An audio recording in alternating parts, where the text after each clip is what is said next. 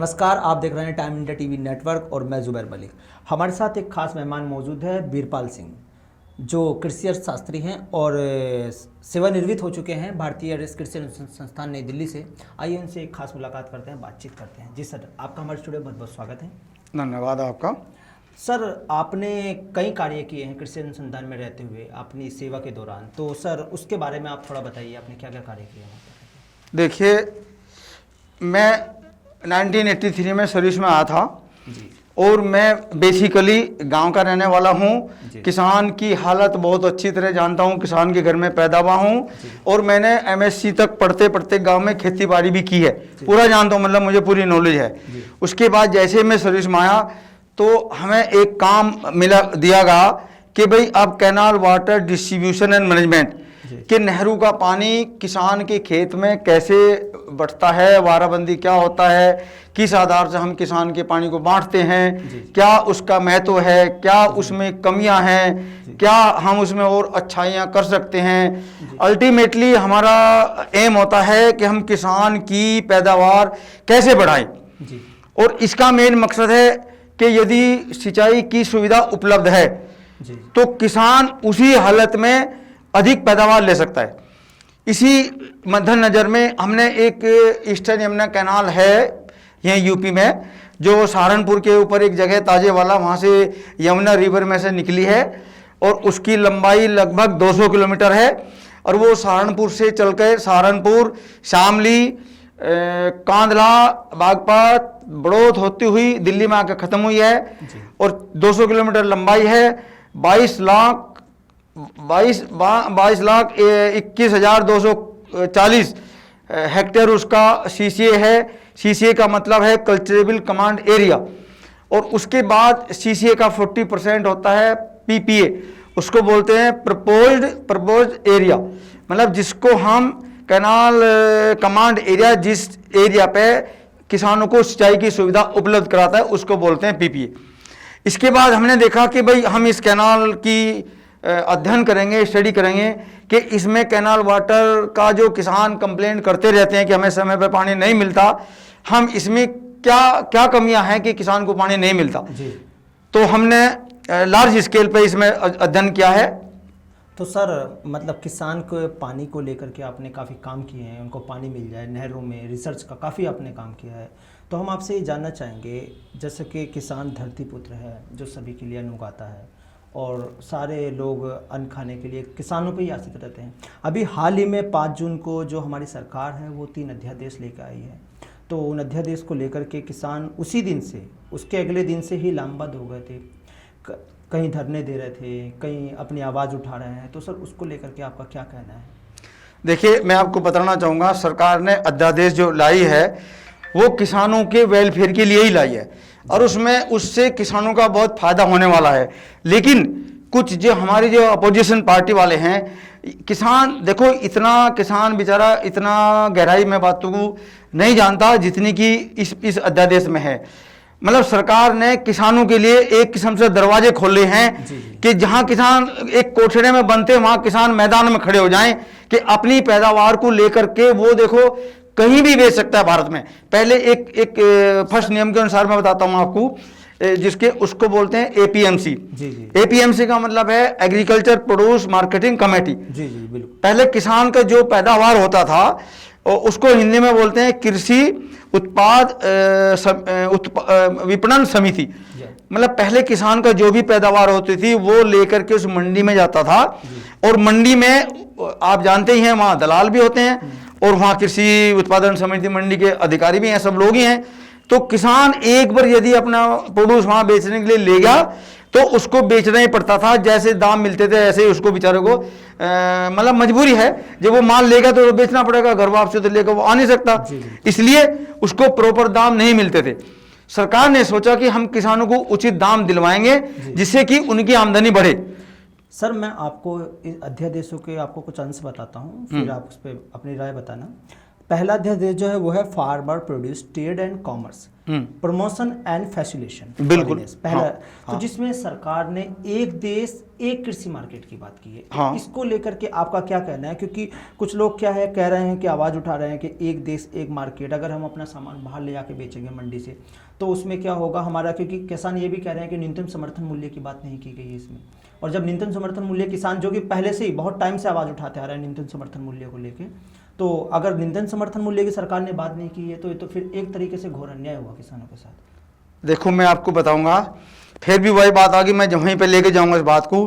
किसानों को इस विषय में डिटेल में नहीं पता जी कि इस अध्यादेश में है क्या और किसान सरकार आपके लिए क्या करने जा रही है। भाई देखो, आपको पहले इस अध्यादेश से पहले आप अपने प्रोड्यूस को मार्केट में ले जाते थे, मंडी में ले जाते थे और आपको वहीं बेचना पड़ता था, चाहे उसको 2 रुपये भाव मिल रहा चाहे 10 मिल रहा, मतलब प्रॉपर दाम आपको नहीं मिलता था। सर मैं आपको रोक के एक बात कहना चाहूँगा, किसान जो हमारे देश में 80% किसान है वो लघु उद्योग, बहुत छोटी सी खेती है उनके पास, बहुत कम खेती उनके पास होती है। किसी के पास 5 बीघा, किसी के पास 6 बीघा, मतलब 1 एकड़ या 2 एकड़ या 3 एकड़, बहुत कम खेती होती है। बिल्कुल ठीक है। हाँ। किसान अनाज भी उगाता है, गन्ना भी उगाता है, अपनी खाने पीने के लिए सब्जी भी उगाता है, बिल्कुल फल भी उगाता है। बिल्कुल बिल्कुल। तो फिर वो बाहर कैसे उसको लेकर के जाएगा थोड़े से सामान को?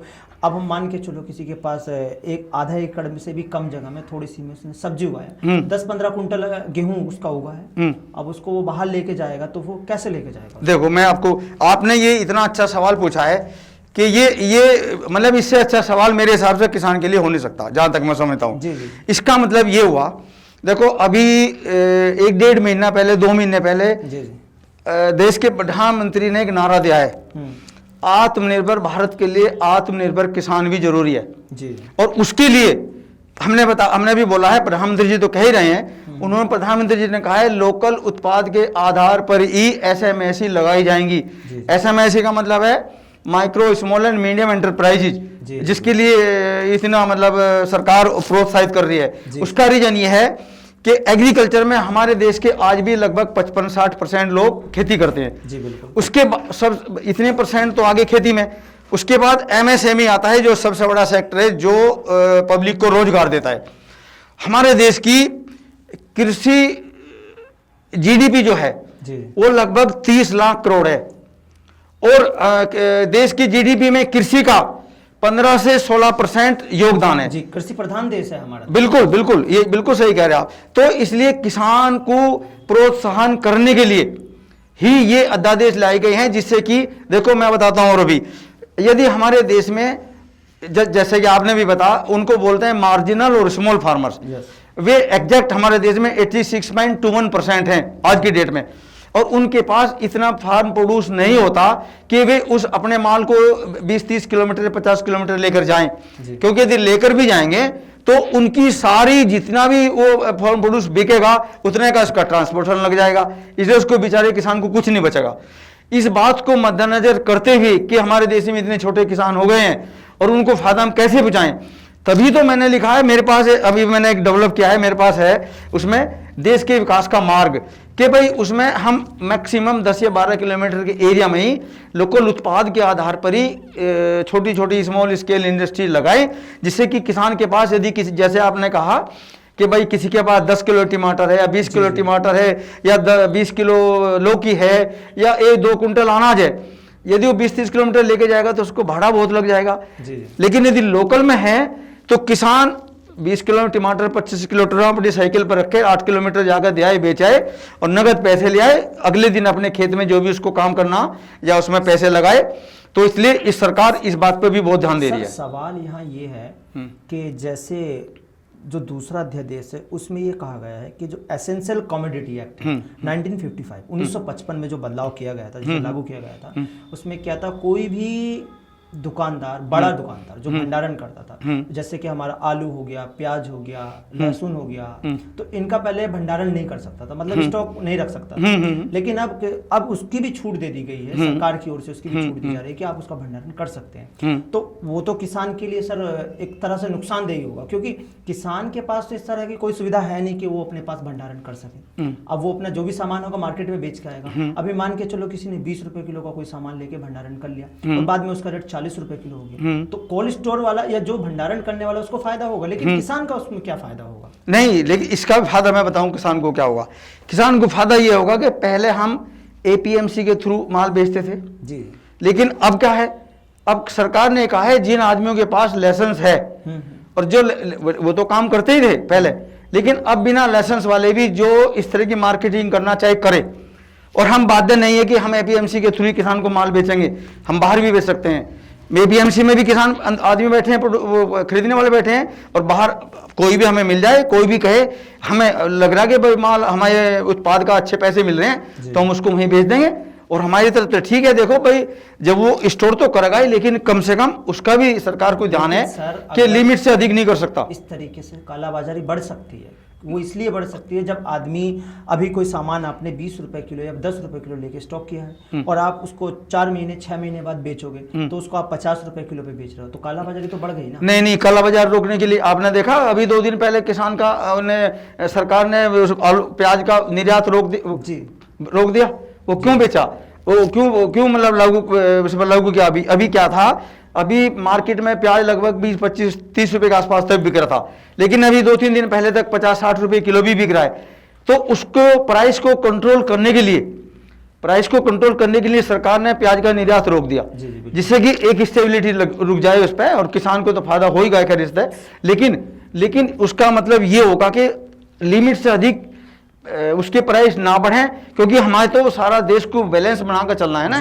भाई एक कंज्यूमर आएगा, वो बेचारा छोटी सी फैमिली है, 10 रुपए के प्याज ले रहा है, 10 रुपए के उसको 2 प्याज मिलेंगे हिसाब से, तो कम से कम आधी किलो प्याज तो मिल ही जाए ना उसको। सर, एक जो तीसरा अध्यादेश है वो मैं आपको पढ़ के बता देता हूँ। तीसरा अध्यादेश जो सरकार ने बताया है वो है कॉन्ट्रैक्ट फार्मिंग के विषय पर लागू किया गया है, जो है कि उसका नाम है the farmer agreement on price assurance and farm. वो खेती करेगी, किसान से खेती कराएगी, तो इसका मतलब वो सीधी सी बात है कि जब वो खेती कराएगी कंपनी, तो सारा फायदा तो कंपनी को मिलेगा, उसमें किसान को कैसे फायदा मिलेगा? नहीं, किसान को फायदा मिलेगा तो बहुत अच्छी बात है। मैं बताता हूँ कैसे मिलेगा। ये देखिए, आप अपने खेत में गेहूं उगा रहे हैं और कोई भी कंपनी आई जी और उसने कहा कि आप क्या उगा रहे हैं, कि गेहूं उगा रहे हैं जी। उसने कहा नहीं, आप ये दाल या दूसरी कोई चीज हमें जो हम कह रहे हैं वो उगा दो जी। लेकिन वो आपसे फसल लगाने से पहले ही एक उस फसल के उत्पाद का रेट तय करेगा कि आप अपने गेहूं को या धान को या अपने टमाटर को, जैसे गेहूं ले लो आप, आपने कहा कि भाई मैं तो 2000 रुपये कुंटल से कम नहीं दूं। उसने कहा ठीक है, नो प्रॉब्लम, एग्रीमेंट है, लिख लो। और बल्कि इसमें फायदा किसान को भी है। वो कैसे? किसान को वो बीज भी देगा, किसान को लेबर के पैसे भी देगा, किसान को खाद के पैसे भी एडवांस में देगा, और सिंचाई के लिए भी पैसे देगा। क्योंकि हमारे देश में, जैसे मैंने बताया अभी, मार्जिनल स्मॉल फार्मर्स की संख्या 86.21% है। बहुत किसान ऐसे हैं जो बेचारे के पास पैसे नहीं है इन्वेस्ट करने के लिए। तो जब वो एग्रीमेंट कर लेगा, वो तो बल्कि आपके हाथ का अच्छा होगा, आपको तो कोई चिंता ही नहीं रही मार्केट की। मार्केट में चाहिए मैं 2000 की बजाय वो 1800 रुपये कुंटल हो जाए, तो आपका तो 2000 में जाएगा।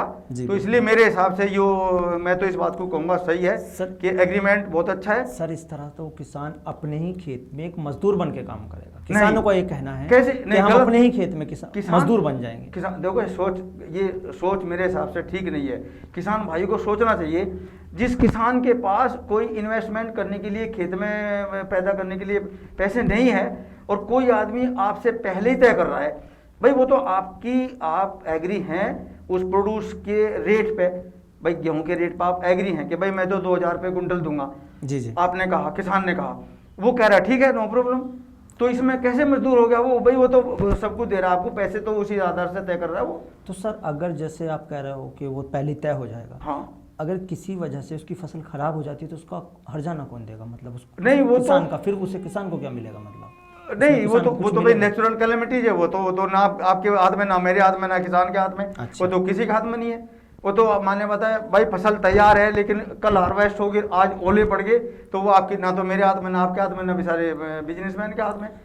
तो वो तो हो सकता है, लेकिन फिर भी किसान के हाथ में एक दमदार ये चीज ये है कि फसल का प्रोड्यूस का दाम तो उसके हाथ में हो गया। सर, अभी कुछ दिन पहले, अभी कोई 4-5 दिन पहले की बात है, हरियाणा में कुछ किसान क्या हुआ, अपनी मांग को लेकर के तीनों अध्यादेश वापस करने को लेकर मांग उठा रहे थे सरकार से, जिसके ऊपर वहां के मुख्यमंत्री ने भी, मनोहर लाल खट्टर जी ने भी कहा कि भाई किसानों के हित में है और आप लोग वापस चले जाओ, आप अपना समय खराब कर रहे हो, और इसके ऊपर मैं ज़्यादा नहीं बोल सकता। हाँ तो जी। क्या इस तरह का बयान देना या क्या इस तरह की बात कहना, क्या किसान, क्योंकि कोई भी सरकार जब चुन के आती है वो किसानों को एक मेन मुद्दा बना के रखती है। बिल्कुल ठीक सबसे बात। बड़ा मुद्दा किसान होता है देश सही का, कह रही हैं। क्योंकि वही सबको अन्नदाता ही सबके लिए काम करता है, बिल्कुल, खेती में बिल्कुल, रात दिन। हाँ, हाँ। तो उसके ऊपर क्या आपका क्या ये कहना सही होगा? नहीं नहीं, देखो आप अपने मुंह से जो बात कह रहे हैं उसे दो तरीके से कह सकते हैं। एक तो ये भाई साहब प्लीज़ आप इस काम को ऐसे नहीं ऐसे समझो जैसे मैं आपको बता रहा, और एक आप बहुत एडामेंट मतलब भाषा में लैंग्वेज में उसके साथ बात करें तो वो तो अलग बात है। लेकिन किसान भाइयों को किसी भी आदमी ने अभी तक कन्विंस नहीं किया। जी। मैं आपको कह रहा हूँ यदि किसानों को अच्छी तरह एक प्लेटफार्म पर आकर समझाया जाए, इन सब बातों को खोल कर बताया जाए तो ऐसी बात नहीं, किसान कन्विंस हो जाएंगे। जी। जैसे कि आपने अभी कॉन्ट्रैक्ट फार्मिंग के बारे में पूछा, जब किसान के पास कोई आदमी गया और उसने कहा भाई आप क्या चीज़ ये चीज़ आप खेत में लगा रहे हो? हाँ लगा रहा हूँ। उसने कहा आप एग्रीमेंट कर लो पहले आपके रेट का, जो आपके हिसाब है, जो आपकी मर्जी करे। जब आप अपनी मर्जी से अपने उत्पाद का रेट तय कर रहे हैं। जी, बहुत बहुत शुक्रिया वीरपाल सिंह जी, आपने हमें अपना कीमती वक्त दिया। आपने किसान भाइयों के लिए इतनी बड़ी बातें हमको बताई, उसके लिए आपका बहुत बहुत धन्यवाद। आपका बहुत बहुत धन्यवाद।